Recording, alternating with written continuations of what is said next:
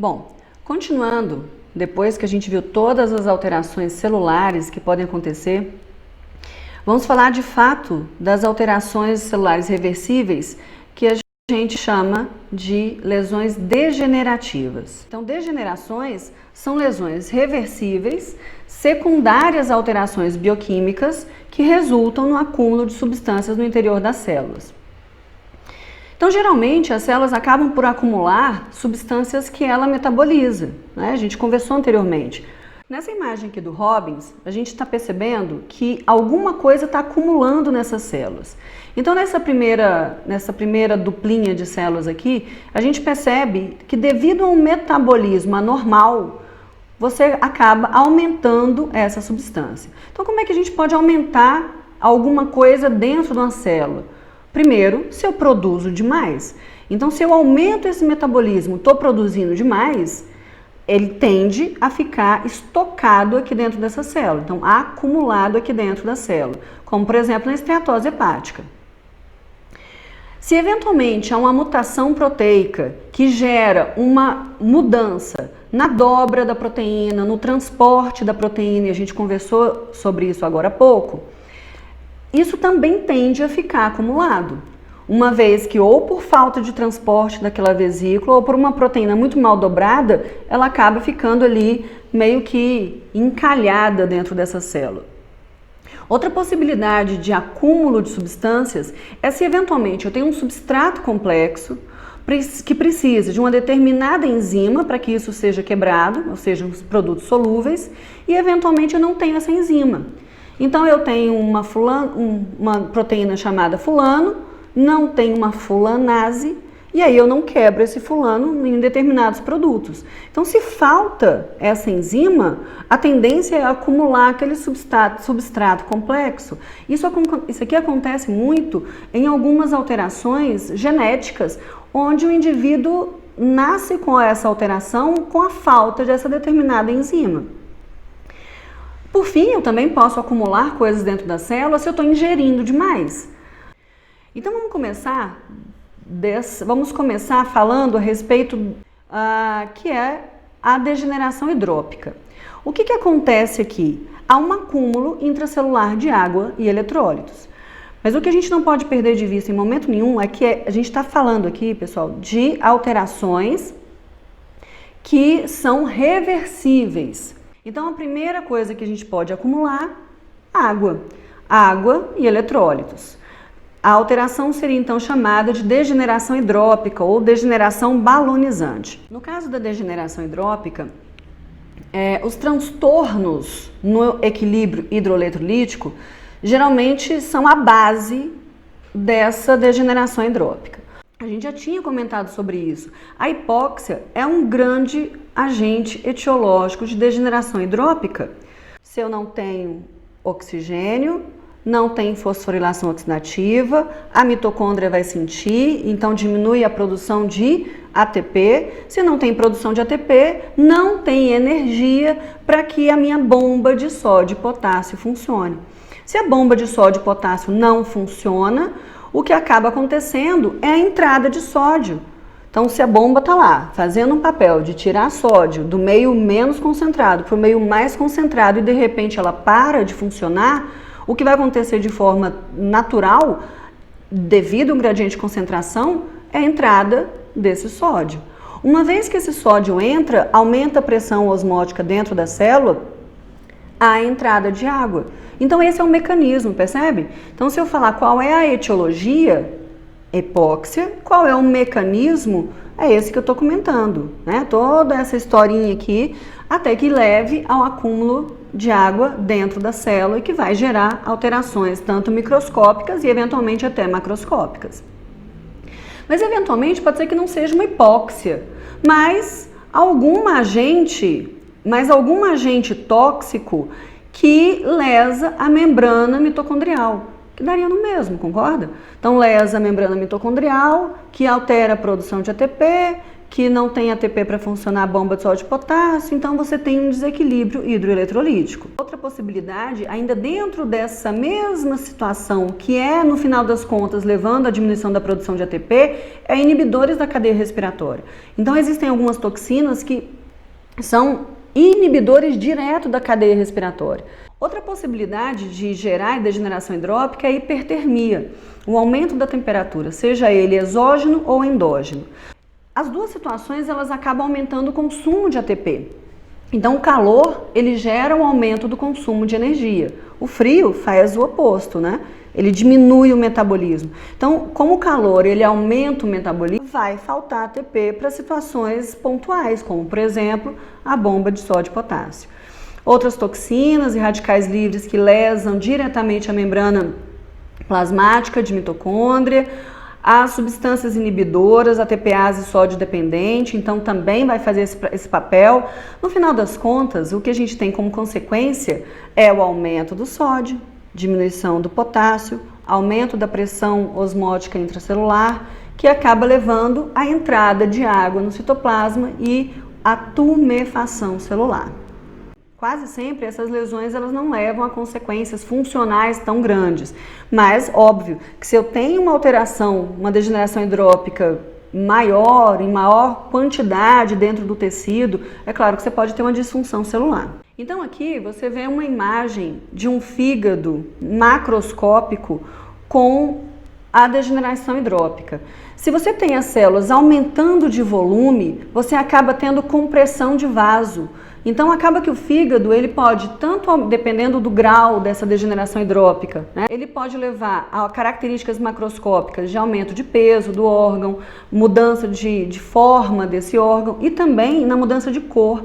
Geralmente ele torna-se um pouco mais pálido, lembra da cor do fígado ali, um violáceo? Então esse fígado ele pode ter uma coloração mais pálida justamente pela isquemia que acaba gerando aí nesses pequenos vasos. E essa aqui é uma imagem microscópica mostrando as células hepáticas completamente balonizadas. A gente tem que lembrar que quando você leva aquele processo lá de caos intracelular porque está faltando oxigênio, essa célula não só ela enche de água, e aí tem que lembrar que essa água também ela entra na membrana mitocondrial, retículo endoplasmático rugoso. Se entra em retículo endoplasmático rugoso, você acaba tendo desprendimento de ribossomos, o que acaba diminuindo a síntese de proteína. Com toda essa situação, você acaba diminuindo o pH, porque essa célula acaba mudando para uma via mais glicolítica. Se muda o pH, a tendência é você ter uma condensação da cromatina. Então percebam que além de você ter um citoplasma mais vacuolizado, né? Então o citoplasma que deveria ser bem rosinha aqui, você está vendo ele mais esbranquiçado, né? Pela própria quantidade de água que tem ali. Geralmente a gente tem uma condensação do núcleo. Então o núcleo ele fica mais escurinho aqui, que a gente vai chamar de picnose. Eu trouxe esse exemplo aqui para a gente perceber que nem sempre eu tenho danos para o indivíduo como um todo por conta da degeneração hidrópica. Essa aqui é uma língua com lesões vegetantes. Essas lesões são lesões causadas pelo vírus HPV. Então são lesões sexualmente transmissíveis, né? São lesões chamadas de condiloma acuminado. Esse condiloma acuminado, então o vírus ele induz a proliferação celular do epitélio, que é o local onde ele fica, e ele acaba aumentando esse epitélio. Veja bem, essas células epiteliais, elas aguentam um determinado número de camadas, uma vez que a gente não tem vaso sanguíneo aqui dentro do epitélio. Então, o oxigênio, ele vem do tecido conjuntivo aqui de baixo. Então, se eu tenho um epitélio muito espesso, que é o que acontece nessas lesões proliferativas, como, por exemplo, a verruga de dedo mesmo, também é causada pelo HPV, você pode ter essa mesma situação microscópica sempre. Então a gente percebe lá no meio do epitélio algumas células que deveriam estar todas assim, né? São células uma grudada na outra, né? O epitélio tem essa característica de serem células justapostas. A gente percebe que algumas células têm um halo claro em volta aí desse núcleo, que é a entrada de água. Então o que eu posso afirmar é que essa célula está sofrendo de hipóxia. Não necessariamente porque teve um entupimento de um vaso, nesse caso porque houve um distanciamento dessas células epiteliais do tecido conjuntivo subjacente. Bom, já o acúmulo intracelular de gordura, ele pode ser dividido em dois tipos, esteatose ou lipidose. A gente começa falando da esteatose. A esteatose é o acúmulo de gorduras neutras. Então, os triglicerídeos, por exemplo, são acumulados dentro dessa célula. Acumulados porque são produzidos, porque está sendo produzido muito, ou porque está entrando muito, ou porque está saindo pouco. Lembra que a gente conversou? Então, geralmente esse sufixo -ose aí se refere a uma alteração degenerativa. A esteatose mais badalada, mais conversada é a esteatose hepática. Até porque é no fígado que são produzidas lipoproteínas. Então lá você tem um local de metabolismo lipídico que favorece você ter o acúmulo disso dentro dessas células. Mas você também pode ter esteatose nos túbulos renais, no miocárdio, né, os esqueléticos, no pâncreas. Mas a esteatose hepática é a mais conhecida. Quais são as possíveis causas de esteatose? Falta de oxigênio. A falta de oxigênio, mas também. Então quer dizer que a hipóxia ela pode levar tanto a uma degeneração hidrópica quanto também um acúmulo de gordura, né? Uma vez que você não tem o oxigênio adequado, ele vai para uma via glicolítica e na via glicolítica você acaba aumentando a quantidade de acetato e o acetato é a via de produção de ácido graxo. Então você acaba acumulando também. A desnutrição proteico-calórica, alguns agentes tóxicos, mas sem sombra de dúvidas, um agente que é muito importante na produção da esteatose é o etilismo, ou seja, o alcoolismo, o abuso do álcool. Então aqui para a gente relembrar, né, essa fisiologia da produção de lipoproteínas, você tem aqui uma célula hepática que faz a captação de ácidos graxos livres, que vem da alimentação mesmo, né, via de regra. Esses ácidos graxos livres também podem vir via acetato, essa via aqui, ó, via, por exemplo, da via glicolítica lá, que eu acabei de comentar. Então, o fato é que esses ácidos graxos, eles podem ter alguns destinos aqui. Pode virar oxidação em corpo cetônico, pode virar fosfolipídio para fazer membrana, pode entrar na produção de éster de colesterol, mas você pode ter o ácido graxo se juntando com alfa-glicerolfosfato e produzindo triglicerídeos, que é a gordura neutra. Triglicerídeos se juntando à apoproteína formam as lipoproteínas.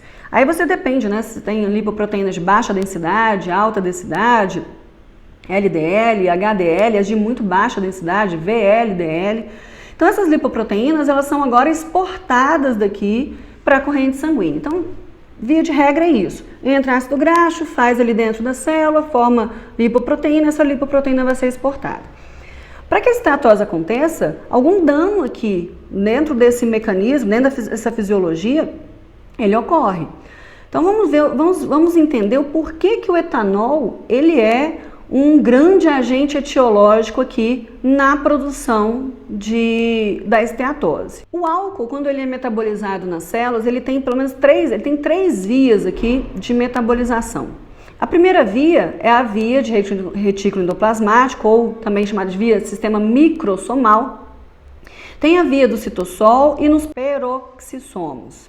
Então essas três vias aqui de possibilidade desse álcool ser metabolizado pelas células hepáticas, você tem no final dessas três possibilidades, não vou entrar em cada uma delas, né? Cada um tem uma enzima importante, a álcool desidrogenase, a catalase, a CYP, enfim. Cada uma dessas vias aqui acaba me gerando um produto. Esse produto é o acetaldeído, acetato mais aldeído.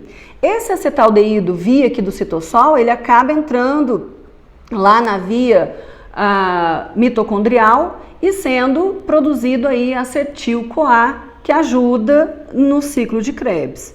Então, peraí, vamos voltar. Por que que o álcool ele é tão importante como um agente etiológico? Percebe que só o fato dele ser metabolizado no fígado, ele aumenta a produção, vamos voltar aqui? Ele aumenta a produção de acetato. acetaldeído, acetato mais aldeído. Então, o produto do metabolismo do álcool, ele aumenta a produção de acetato. Se eu tenho mais acetato, eu tenho mais ácido graxo sendo produzido, consequentemente, mais triglicerídeo, e isso acaba sendo acumulado. Então, número 1, né? Esse é o mecanismo. O álcool, seu produto, que é o acetaldeído, ele aumenta a via de produção de triglicerídeo. Mas o etanol ele ainda tem outras situações que fazem com que isso gere aí de forma mais efetiva essas alterações hepáticas por conta do álcool. O produto acetaldeído, ele também lesa citoesqueleto. Lembra que eu comentei?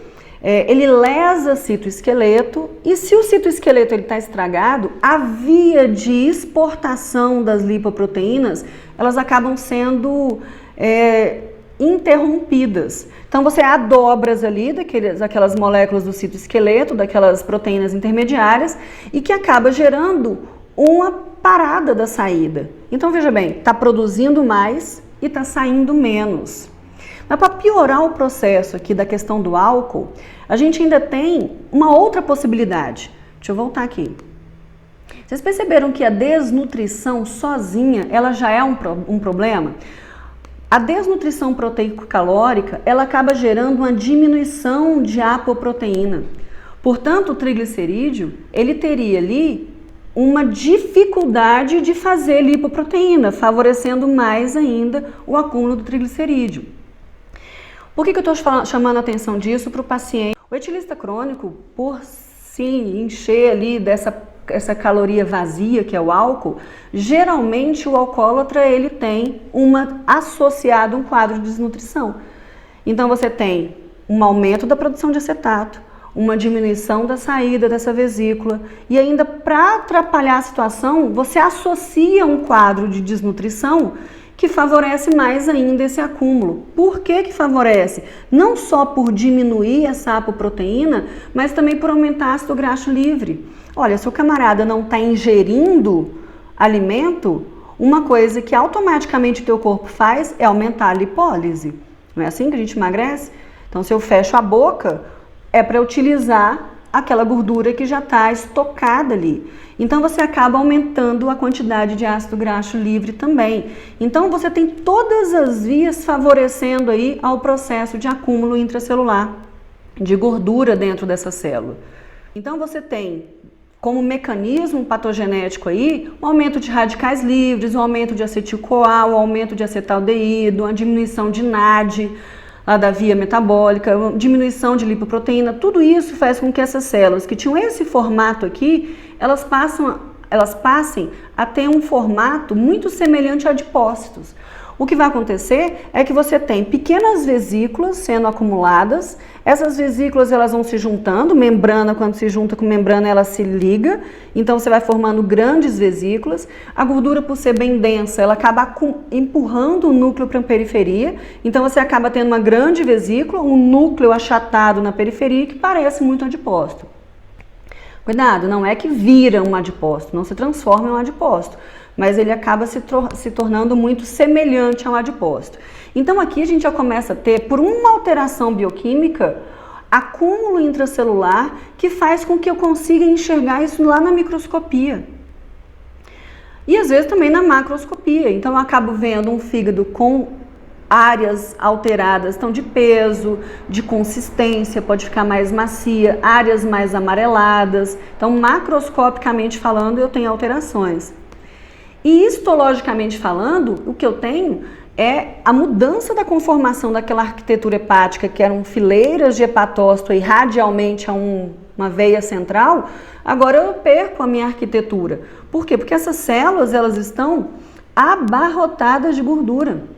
Então elas estão aqui aumentadas, parecendo um grande adipócito, né? Aqui a gente vê algumas vesículas aqui, se vocês repararem com atenção, e essas vesículas vão se juntando. Até aqui, pessoal, é reversível. Então, se você para com um fator causal, que no caso é o álcool, há a possibilidade de você entrar com isso na via metabólica normal e essa célula ir voltando à normalidade.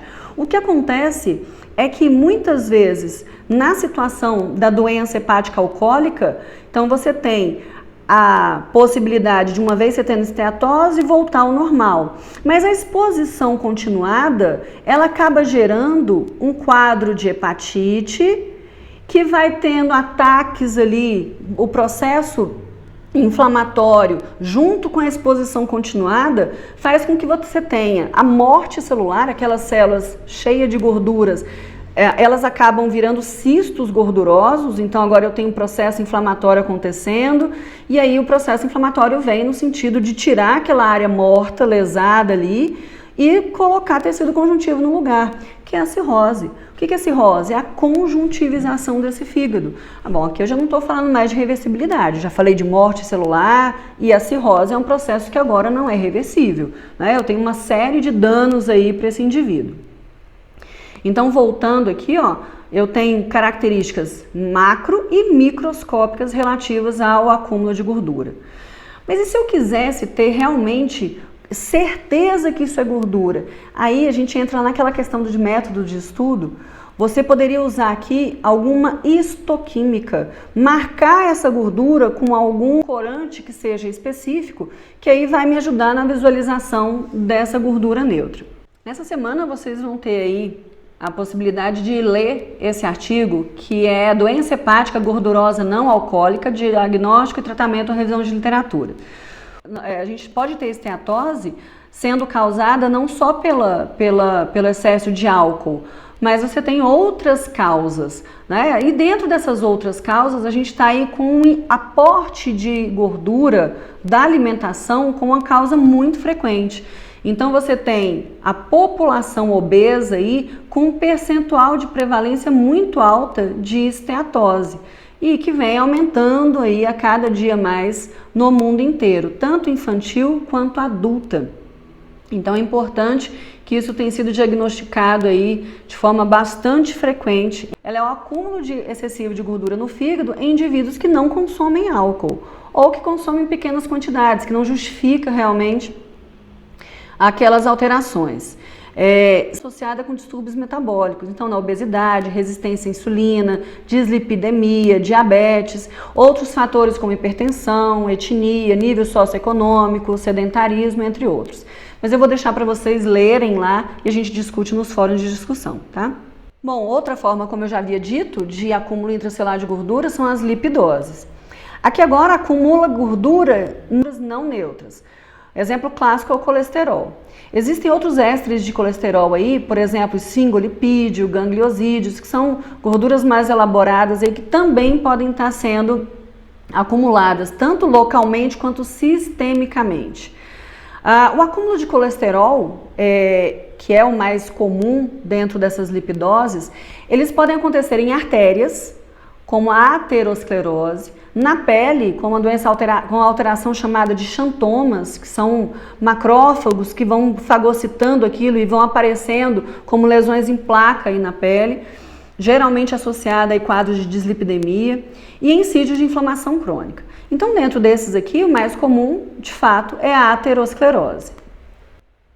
Eu chamo a atenção de vocês que essa semana também, lá no nosso podcast, tem um podcast só sobre a aterosclerose. Vale a pena vocês ouvirem, tá? Então, a aterosclerose é uma doença complexa, de natureza inflamatória, é uma doença que geralmente ocorre desde a infância, na colocação de gordura numa camada que a gente chama íntima. Então, se você pegar o vaso, ele tem 3 camadas. Uma camada íntima, que é mais interna, a camada média, que geralmente é a camada muscular, e a camada adventícia, a camada de tecido conjuntivo, que reveste externamente esse vaso. Então, a camada mais interna é onde ocorre o problema, que vai acontecendo o acúmulo de LDL, que é o colesterol, né, que é a lipoproteína de baixa densidade, que vai entrando. Os macrófagos fagocitam isso aqui. Num segundo momento, você tem a migração de células musculares lisas também para essa camada íntima, que acabam proliferando, gerando um processo inflamatório. Então, num primeiro momento, o quadro é de acúmulo intracelular em células, que são os macrófagos espumosos. E depois isso passa a ser também depositado, esses cristais de colesterol, formando uma placa chamada placa ateromatosa, ou ateroma. Então aqui nessa imagem histopatológica, a gente percebe aqui a média, a túnica adventícia, e cadê a luz desse vaso?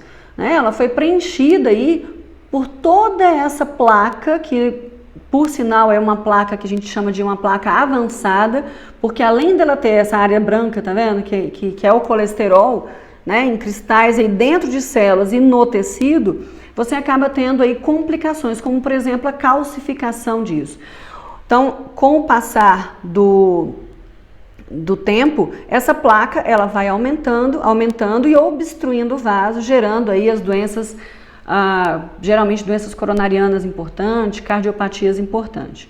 Mas como eu falei, a gente vai deixar para discutir isso lá no podcast, tá? Gente, eu coloquei esse quadro que está lá do boiolo, porque existe um grupo de doenças aí, que são doenças de armazenamento de glicoesfingolipídios. Então, na verdade, é um grupo enorme aí de possibilidades de doenças hereditárias, onde falta uma enzima, então é um distúrbio enzimático, mas existem várias doenças, como por exemplo a doença de Gaucher, que falta a beta-D-glicosidase, que vai fazer com que acumule cerebrosídeos. As estruturas afetadas são baço, fígado. Então são doenças geralmente raras, são doenças de acúmulos lisossomais ali importantes e que quando acontecem são doenças complicadas, porque tem uma expectativa de vida muito pequena, porque a falta dessa enzima faz com que esse acúmulo seja paulatino e progressivo nessas células, gerando disfunções celulares importantes. A gente pode ter também um acúmulo de proteína. Então a gente chama de degeneração hialina. Então aquelas proteínas mal dobradas, proteínas que são alteradas do filamento intermediário, material virótico que está sendo endocitado, ou proteínas que estão sendo endocitadas. No caso da degeneração hialina, ela geralmente é um achado histopatológico. A gente vai enxergá-la com um material acidófilo, ou seja, o material acidófilo é aquele que a gente verifica uma coloração mais rósea, né? Uma vez que ele tem afinidade pelo corante ácido, que no caso é a eosina. Então ele vai ter um material mais acidófilo, vítreo, quando você mexe no micrométrico ele brilha. Lembra que a gente tinha lá a cartilagem hialina, que tinha essas características de brilho? E é um material proteico. Esses acúmulos vão ser levados a determinados diagnósticos, de acordo com as características clínicas, a história da doença. Então, Mallory, ele percebeu que dentro do fígado do paciente alcoólatra crônico, ele percebeu que além de gordura, tá vendo? É aquele fígado lá do paciente alcoólatra crônico que tinha esteatose. Mas além disso, ele percebeu que tinha um material bem róseo lá dentro, bem proteico, bem vítreo. E ele chamou isso de corpúsculos de Mallory. Então, corpúsculos de Mallory, eles são corpúsculos que estão associados a uma alteração de proteínas de citoesqueleto gerada pelo alcoolismo crônico. E aqui a gente fecha aquela história. Então, o produto tóxico lá do etanol que é feito no fígado, ele acaba não só propiciando o aumento da produção de acetato, que vai aumentar a produção de gordura, por isso acumula lipídio lá dentro, mas também ele altera o citoesqueleto, por isso que aumentava a dificuldade de exportação. Então você tem aqui a visualização disso, então é um dado histopatológico aí.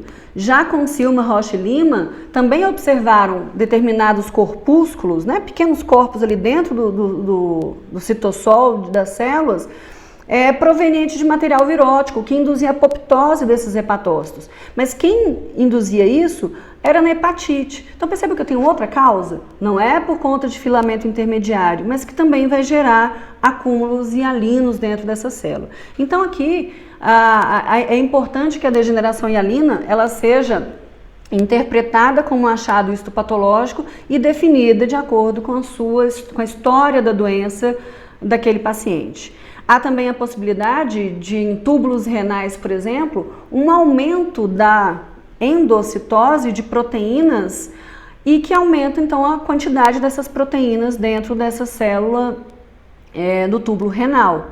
Paciente, por exemplo, com proteinúria, então ele está perdendo muita proteína. E os túbulos renais, no afã de tentar reter essa proteína, acaba aumentando a endocitose e que acaba gerando esse acúmulo. Então a gente está vendo aqui nesses túbulos renais uma grande quantidade de proteína endocitada aqui em pacientes com doença renal. E por fim, a gente fala do acúmulo de carboidratos. As glicogenoses é o acúmulo de glicogênio. Obviamente a gente vai enxergar isso mais em células que são afetas a acumular glicogênio, fígado, rim, músculo esquelético, coração, embora a gente possa encontrar em outros órgãos também. Geralmente a causa é uma deficiência enzimática. Da mesma forma que a gente falou lá para as esfingolipidoses, que era um defeito na quebra de um esfingolipídio, aqui é mais ou menos a mesma coisa. Você tem uma série de doenças genéticas. Deixa eu mostrar aqui, não tenho a menor pretensão que vocês decorem isso. Então, tem uma série de doenças genéticas com várias possibilidades de distúrbios. Olha, essa aqui falta glicose 6-fosfatase, que é a doença de von Dierck. Essa falta amilo 1,6 glicosidase. Enfim, falta determinada enzima e que acaba gerando o glicogênio sendo acumulado naquela área. Então, no caso da doença de von Dierck, a estrutura afetada geralmente é fígado, rim, né? Pode ser intestino também, o que acaba levando ao acúmulo do glicogênio. Então, a gente está vendo aqui no fígado de um paciente com glicogenose. De novo, vocês podem perguntar, nossa, mas parece água, mas poderia ser aquela gordura diferente. Então, de novo, muitas vezes a gente precisa de um exame histoquímico. Então, no caso aqui da doença de von Dierck, ou também chamada de glicogenose hepática tipo 1, se eu faço um PAS, eu vou corar especificamente esse glicogênio de bonina, dessa cor mais rosada aqui. Então, eu tenho certeza que o que estava aqui, né, de forma aí a gerar essa área mais clara no HE, eu tenho certeza, então, que se tratava de glicogênio. Mas e se fosse gordura? Ele não ia corar. Então, eu precisaria de um outro corante, por exemplo, o sudão, que vai corar ali aquela gordura de vermelho, por exemplo. Então, voltando aqui, só para eu fechar as glicogenoses, a grande maioria delas são alterações enzimáticas, genéticas, mas eventualmente na diabetes, por eu ter uma hiperglicemia, eu posso ter também células de túbulos renais, por exemplo, já que o paciente tem glicosúria, uma perda de glicose na urina, eu também posso ter nessas células da túbulo renal um aumento da quantidade de glicogênio, uma vez que essas células têm um afã de reabsorver essa glicose e que é acumulada na forma de glicogênio, tá? Mas as principais causas das glicogenoses são as deficiências enzimáticas. Muito bem, pessoal, era isso. Até a próxima.